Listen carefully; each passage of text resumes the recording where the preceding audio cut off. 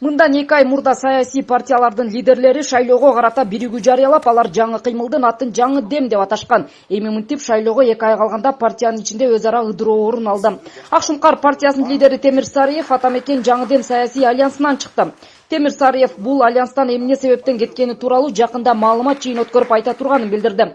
Ал эми Атамекен партиясынын пресс-борборунун өкүлү Бегайым Талантбекова Темир Сарыевке ийгиликтерди каалайбыз. Бул шайлоого жакын кадимки көрүнүш дейт. Өзүңүздөр билгендей, Атамекен партиясы жаңы дем, жаңы күч менен толукталып, жаңыланып жаткан учуру шайлоо өнөктүгүндө талапкерлердин келип кетиши нормалдуу эле көрүнүш.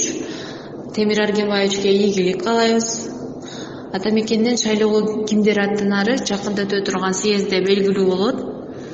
Алар коомдун суроо талабына төп келген, эл күткөн адамдар болушу учурдун талабы. 5-июнда 6 саясий партиялар шайлоого жакын бириккендигин жарыялаган. Атамекен партиясы, Ак Шумкар, КЛДП, социал-демократиялык тобу жаңы дем коомдук кыймылы, жашыл күчтөрдүн коалициясы болуп биригүү тууралуу декларация кабыл алышкан. Парламенттик шайлоону утурлай Кыргызстанда партиялардын биригүүсү мыйзам ченемдүү көрүнүш экенин айтышат саясат талдоочулар. Азыр Темир Сарыев чыгып кетти.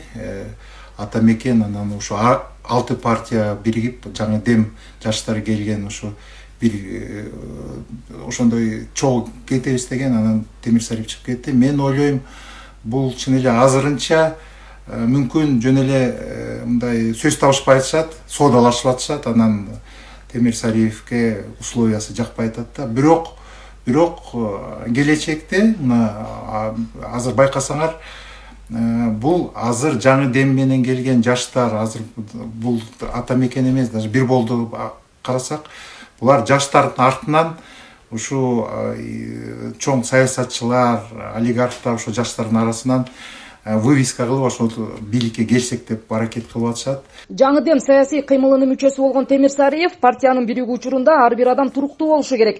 Жада калса өлкөдө да туруктуу болушу керек. Алардын ичинде саясий партияларда туруктуулук болушу керек деп айтканын эске келди. Ошондо Сарыев кайсыл багыттагы туруктуулукту айткан эле. Мамлекетке эмне керек? Биринчиден туруктуулук.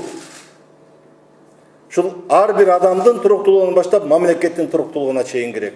Ошонун ичинде бийликтин туруктуулугу керек. Экинчиден эмне керек? Элибиздин ичиндеги чоң ынтымак керек. Темирдей тартип керек. Үчүнчүсү чоң секирик, өнүгүү, жаңылануу керек. Кыргызстанда парламенттик шайлоо 4-октябрда өтөт. Ага катышуу үчүн 43 партия катталган. Шайлоо алдындагы үгүт иштери 4-сентябрда башталат. Саясий эксперттер азыркы кырдаалда мындай көрүнүштөр боло берет. Шайлоо алдында бир партиядан экинчи партияга секирик жасагандар көп эле жолу болоорун айтышууда. Атамекен партиясынын катарынан же блогунан Ак Шумкар партиясынын лидери Темир Сарыевдин чыгышы бул кайсы бир деңгээлде мыйзам ченемдүү эле көрүнүш. Анткени шайлоолор алдында көп саясатчылар биригип, эгерде кандайдыр бир маселелер боюнча пикир келишпестиктер келип калса, өзүнчө жолго түшүп кеткен учурлар бизде арбын. Мына ушул өңүттөн алганда бул жерде бир ашыкча бир окуя деле жок.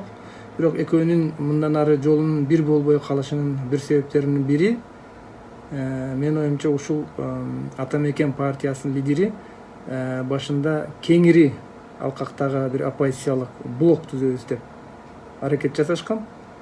Тилекке каршы ал аракет толугу менен мындай толук түрдө ишке ашпай калды.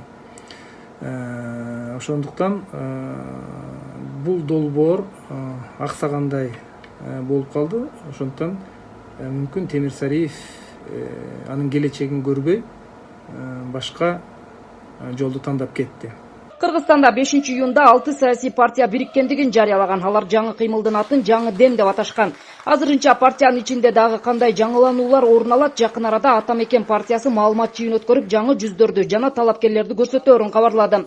Ал эми күзүндө 4-октябрда өтүүчү парламенттик шайлоого жалпысынан 43 партия ат салышат. Жаңылай Баймуратова, Бактияр Асанбеков, Next TV күндүн темасы үчүн.